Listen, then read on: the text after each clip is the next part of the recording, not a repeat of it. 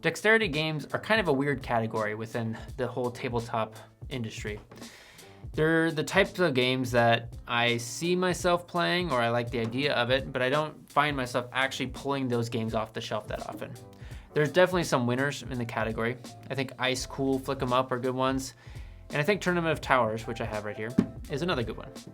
The way I describe this particular game is a mix of Jenga and drafting. Everyone has their own tower they're building. If it falls over, just like in Jenga, that's a bad thing. And the way you get the pieces to make the tower is through some drafting. Every piece has an associated card, and so you kind of collect the cards of the pieces you want, and then you gather those pieces and then construct. It'll help if I show it a little bit.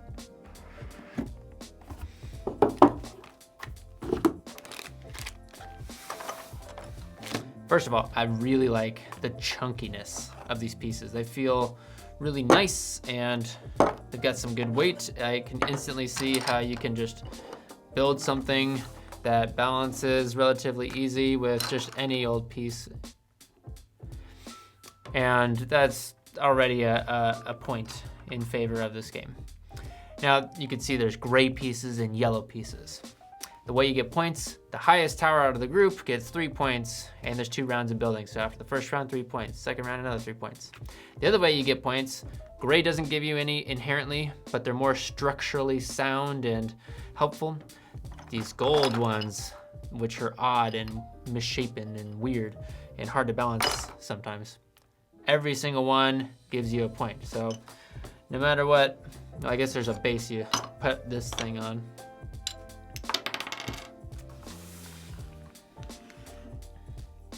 No matter what, as long as things don't fall, you get a point for each gold piece on your tower. So you're trying to draft these cards in such a way that you can build a high tower with a lot of gold pieces safely. And you're doing it through 2 rounds. So you build it up, and then you need to build up on top of it in the second round.